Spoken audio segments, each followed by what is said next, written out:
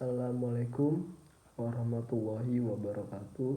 Puja dan syukur kita panjatkan kehadirat Allah Subhanahu wa taala yang telah melimpahkan rahmat dan karunia-Nya sehingga saya dan para pendengar dan para penonton diberi kesehatan. Salawat serta salam semoga tercurah kepada Nabi Muhammad SAW yang telah membawa kita semua dari zaman jahiliyah menuju jalan kebenaran yang diridhoi Allah Subhanahu wa taala. Jadi perkenalkan, nama saya Muhammad Reza Aulia dari jurusan Ekonomi Syariah Universitas Sultan Agung Tirtayasa kelas 2B. Jadi pada kesempatan kali ini saya akan menjelaskan tentang pengertian dan dasar dari hukum riba dan bagi hasil. Ya, sebelum kita menuju materinya, kita harus tahu dulu latar belakang kenapa bisa adanya hal tersebut.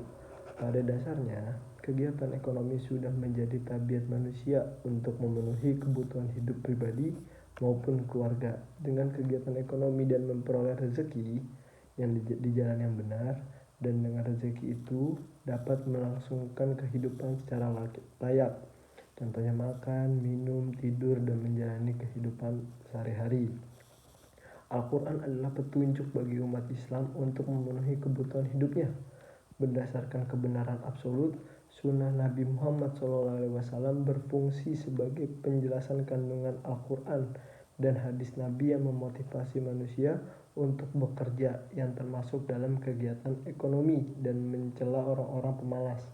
Dalam ajaran Islam, aktivitas ekonomi yang dilakukan oleh manusia guna dikembangkan mempunyai beberapa kaidah dan etika serta moralitas dalam syariat Islam. Allah Subhanahu wa taala menurunkan rezeki untuk dimanfaatkan oleh manusia dengan cara yang halal menurut Allah Subhanahu wa taala, yang berarti bersih dari segala perbuatan yang dapat merugikan orang lain. Tidak semua kegiatan ekonomi dibenarkan dalam Al-Quran. Apabila kegiatan tersebut dapat merugikan banyak orang dan hanya menguntungkan sebagian orang, seperti monopoli perdagangan, perjudian, begitu juga dengan riba. Semua hal itu pasti akan ditolak. Praktek riba juga termasuk yang sangat membahayakan manusia, biasanya hanya menguntungkan di satu pihak saja, tapi kemudian merugikan orang banyak. Semua agama mengharamkan riba karena bahayanya yang sangat besar. Terlepas dari jumlah kecil atau besarnya riba, dijalankan sendiri atau bekerja sama, riba tetap dianggap sebagai hal atau aktivitas yang tidak boleh dilakukan. Permusuhan antar pribadi dapat ditimbulkan karena adanya riba, serta menghilangkan semangat tolong-menolong sama manusia. Selain itu, riba juga bisa menumbuhkan mental pemboros, bahkan sifat malas yang tidak mau bekerja. Sikap dan perbuatan tersebut bisa merugikan pihak manapun. Pengharaman itu bagi agama lain selain Islam mulai ada penafsiran baru yang pada akhirnya menormalisasi dan membolehkan praktek riba di agama lain selain Islam karena nafsu serakah manusia. Di Indonesia masih banyak perselisihan terkait ragunya bunga bank apakah termasuk dalam riba atau tidak. Akan tetapi perselisihan ini telah disepakati oleh Islamic banker dan ahli fikih di kalangan dunia bahwa bunga bank termasuk riba. Selain itu, umat Islam harus memiliki kepercayaan dan keyakinan di mana sebagai seorang muslim, jika melakukan transaksi tidak boleh terlibat dalam sistem riba. Transaksi yang dimaksud yaitu transaksi uang yang dikenakan biaya admin atau biaya tambahan. Di Indonesia, semenjak perbankan syariah berdiri cukup lama, menyebabkan perbankan syariah menjadi semakin pesat karena banyak perbankan konvensional yang disyariahkan.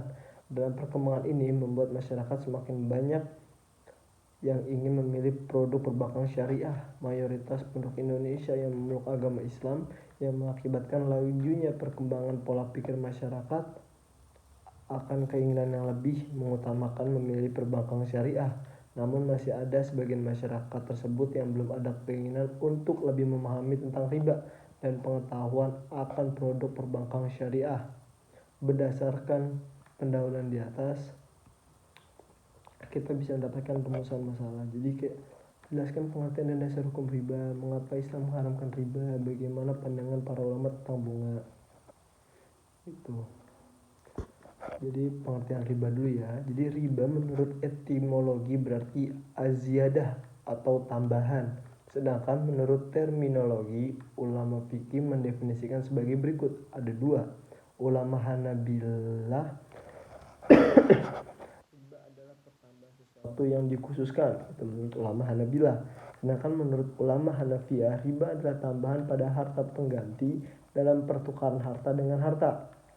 Berarti, secara keseluruhan riba adalah suatu kegiatan pengambilan nilai tambah yang memberatkan dari akad perekonomian, seperti jual beli atau utang piutang, dari penjual terhadap pembeli atau dari pemilik kepada peminjam dana, baik diketahui bahkan tidak diketahui oleh pihak kedua.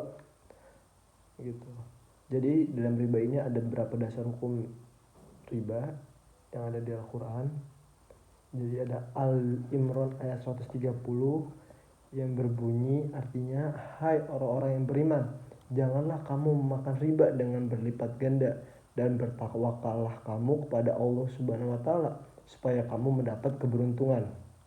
Ada juga di surat Al-Baqarah ayat 276, Allah Subhanahu wa taala memusnahkan riba dan menyuburkan sedekah, dan Allah tidak menyukai setiap orang yang tetap dalam kekafiran dan selalu berbuat dosa. Al-Baqarah ayat 278, hai orang-orang yang beriman, bertakwalah kepada Allah dan tinggalkan sisa riba atau yang belum dipungut jika kamu orang-orang beriman. Dalam surat Al-Baqarah ayat 276 dan 278, Allah menyatakan memusnahkan riba dan memerintahkan untuk meninggalkan segala bentuk riba yang masih ada. Yang menjadi tinjauan dalam ayat ini ialah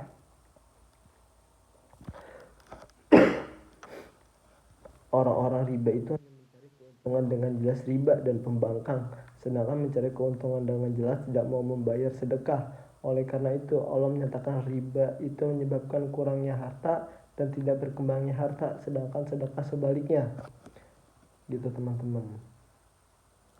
Jadi dari pengertian di atas, riba itu ada macam-macamnya teman-teman.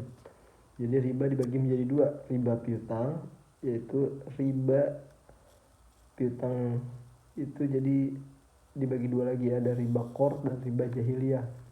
Riba piutang itu kayak tentang utang dan yang meminjam gitu, utang dan piutang tuh teman-teman. Riba qard yaitu suatu manfaat atau tingkat kelebihan tertentu yang disyaratkan terhadap yang berhutang.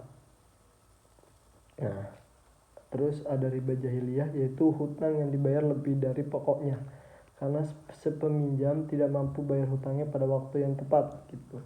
Jadi riba piutang ini adalah utang piutang gitu teman-teman. Jadi yang meminjam dan yang mengasih pinjam itu melebihi gitu. Jadi kayak yang minjam ini 50.000 tapi yang mengasih pinjam ini minta lebih gitu loh. Itu riba piutang teman-teman ya. Dan riba piutang tadi kan ada dua kan, riba qard dan riba jahiliyah gitu. Nah ada juga riba jual beli teman-teman, yaitu dibagi jadi dua lagi ya, riba fadl dan riba nasiah. Kalau riba fadl itu pertukaran antara barang-barang sejenis dengan kadar atau takaran yang berbeda, dan barang yang dipertukarkan termasuk dalam jenis atau barang ribawi. Itu riba fadl ya teman-teman ya. Kalau riba nasiah yaitu penangguhan penyerahan atau penerimaan sejenis barang ribawi dengan jenis barang ribawi lainnya, yaitu riba nasiah. Nah, di sini juga ada dampak riba teman-teman. Jadi dampak riba itu satu ya, menyebabkan eksploitasi atau dalam kurang pemerasan oleh si kaya terhadap si miskin teman-teman. Jadi yang kaya makin kaya, yang miskin makin miskin karena dia meminjam uang untuk kebutuhannya, tapi di sisi lain dia juga harus membayar bunganya teman-teman. Itu dampak negatif riba teman-teman ya. Akhirnya tidak akan kelar-kelar itu urusannya teman-teman. Dan kedua adalah uang modal besar yang dikuasai oleh the have tidak disalurkan ke dalam usaha-usaha yang produktif, misalnya pertanian, perkebunan, industri dan sebagainya yang dapat ciptakan lapangan kerja banyak gitu ya teman-teman ya. Terus yang ketiga ada lagi dampak riba teman-teman bisa menyebabkan kebangkrutan usaha dan pada gilirannya bisa mengakibatkan keretakan rumah tangga, teman-teman ya, jika peminjam itu tidak dapat mampu mengembalikan pinjaman dan bunganya. Jadi misal teman-teman membuka usaha ya kan, teman-teman minjem nih ke bank nih, cuman banknya bank konvensional ya yang memiliki riba ya teman-teman. Jadi bunganya itu kan terus berjalan, sedangkan usaha teman-teman ini tidak sesuai dengan ekspektasi teman-teman gitu, entah salah perhitungan atau segala macam, namanya kita manusia kan, salah perhitungan segala macam gitu. Akibatnya kita terlilit utang beserta bunga-bunganya, dan misalnya kita sudah berkeluarga, jadinya istri dan keluarga pun jadi cekcok gitu teman-teman ya. Terus ada dampak riba yang keempat, teman-teman. Riba dapat menimbulkan permusuhan antara pribadi dan mengurangi semangat kerjasama atau saling tolong-menolong sama manusia. Dengan mengenakan tambahan kepada peminjam, menimbulkan perasaan bahwa peminjam tidak tahu kesulitan dan tidak tahu penderitaan orang lain gitu teman-teman ya. Jadi baru kita mau lagi sama-sama butuh, ini yang dimaksudkan tuh gini teman-teman, lagi butuh banget duitnya, pinjam sama teman, saudara, terus tapi saudara itu ngasih syarat kalau misalnya dia ingin ngasih pinjam misalnya 1 juta 2 juta, tapi dikembalikannya misalnya 2.500.000 gitu kan, kayak gitu. Nah pasti kita kadang mikir kayak jahat banget sih sama saudara, sama teman gitu, minjem pasti kita balikin, cuma kan kayak kenapa harus ada bunganya gitu, ada ribanya gitu loh teman-teman. Terus dampak yang kelima adalah riba merupakan salah satu bentuk penjajahan. Kreditur yang meminjamkan modal dengan menurut pembayaran lebih kepada peminjam dengan nilai yang telah disepakati bersama menjadikan kreditur mempunyai legitimasi untuk melakukan tindakan-tindakan yang tidak baik teman-teman untuk menuntut kesepakatan tersebut gitu. Jadi kayak kredit, orang-orang yang kredit gitu teman-teman kan bahaya teman-teman ya, kalau kita nggak bisa minjem gitu terus bunganya nambah gitu, terus ada ancaman-ancaman gitu, itu termasuk salah satu dampak riba ya teman-teman ya. Jadi mending dijauhkan ya teman-teman ya. Nah mengapa sih Islam mengharamkan riba gitu? Sudah jelas tadi dampak-dampaknya sangat banyak negatif kan, cuman ini kayak lebih ke menurut para ahli gitu teman-teman ya. Menurut Syekh Sabik, alasan Islam mengharamkan riba adalah riba merupakan penyebab timbulnya permusuhan antar sesama warga masyarakat serta menghilangkan semangat tolong-menolong antar sama mereka. Mirip-mirip sama dampak riba ya teman-teman ya. Cuma ini menurut para ahli.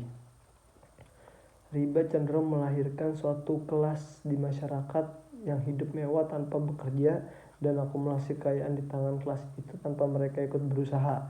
Jadi misalnya teman-teman contohnya tuh kayak orang udah kaya nih teman-teman, jadi dia cuma ngasih pinjam ke orang doang duit gitu, nanti mereka, nanti orang-orang kaya dapat keuntungan dari bunganya tersebut teman-teman.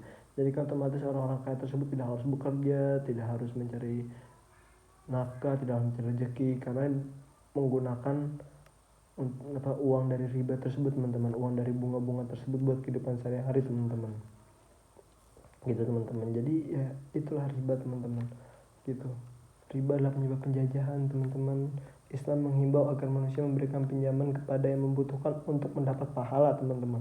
Itu dalam Islam teman-teman, bukan untuk mencari tambahan uang teman-teman. Jadi kalau teman-teman ingin mencari tambahan uang, lebih banyak bersedekah gitu teman-teman ya. Bukan berarti kita menjamin orang terus kita minta lebih gitu teman-teman. Itu nggak boleh teman-teman, itu namanya riba teman-teman. Mending teman-teman beli suatu barang, nunggu harganya naik gitu teman-teman, jadi dapat keuntungan dari situ gitu teman-teman. Kolektor gitu-gitu teman-teman ya. Pandangan para ulama tentang bunga teman-teman ya. Para ulama dibedakan menjadi 3 kelompok teman-teman, yaitu melarang, pembenaran, dan pendapat yang menganggap undang-undang itu tertutup teman-teman. Pendapat yang melarang ya teman-teman ya. Menurut pendapat kelompok ini bunga bank sama dengan riba teman-teman, sehingga hukumnya haram. Mereka mendalilkan dengan Al-Quran surat Al-Baqarah ayat 275 teman-teman sampai 276, Ali Imran ayat 130, dan Ar-Rum ayat 39 teman-teman. Dalam terjemahan Al-Quran disebutkan bahwa yang dimaksud dengan riba di sini adalah riba nasiah. Menurut sebagian besar ulama bahwa riba nasiah itu najis selamanya meski tidak dilipat gandakan teman-teman ya. Mereka yang melarang bunga bank mengatakan bahwa ilat atau tanda hukumnya atau motif hukum riba terlarang adalah pinjaman tambahan berapapun jumlahnya. Jadi menurut mereka ilat larangan riba adalah penambahan. Padahal dalam peminjaman dan simpanan bank selalu ada penambahan pokok. Jadi karena adanya kesamaan antara sifat hukum bunga bank dan riba, kelompok ini menganggap bunga bank sama dengan riba, teman-teman. Sehingga hukum bunga bank itu haram ya, teman-teman ya. Pendapat tersebut antara lain diungkapkan oleh ulama besar Pakistan Abul A'la Al-Maududi, pengacara Kongres Islam Kairo Muhammad Abdul Arabi, serta ulama kontemporer terkemuka Muhammad Abu Zahra, teman-teman. Mereka mengatakan bahwa bunga bank termasuk riba beras'ah, dilarang oleh syariah Islam ya, teman-teman ya. Gitu, teman-teman. Jadi itu aja, teman-teman, yang bisa saya sampaikan pada kesempatan kali ini ya, teman-teman ya. Semoga dengan penjelasan saya teman-teman mengerti gitu bahayanya riba, dampaknya riba, mengapa Islam melarang riba, pengertian riba, macam-macam riba. Jadi teman-teman bisa lebih berhati-hati, bisa lebih menjaga jarak gitu, teman-teman. Kalau ada pertanyaan tinggal taruh di kolom komentar ya, teman-teman ya. Gitu bang, tapi kan di tempat saya bank syariah nggak banyak bang, gitu teman-teman. Saya ada yang bertanya seperti itu sebenarnya ya pendapat masing-masing, teman-teman. Tergantung para teman-teman ini berusaha menjauh dari riba cuman karena sifatnya urgent gitu, karena nggak ada bank lain gitu untuk menaruh uang supaya lebih aman itu, teman-teman. Kalau menurut saya pribadi sih nggak apa-apa emang kalau nggak ada bank syariah di tempat teman-teman ya, gitu teman-teman. Oke, cukup sekian teman-teman ya. Saya Muhammad Reza Aulia dari jurusan Ekonomi Syariah Universitas Sultan Ageng Tirtayasa undur diri ya, teman-teman ya. Semoga ilmu yang saya berikan bermanfaat. Sekian, wassalamualaikum warahmatullahi wabarakatuh.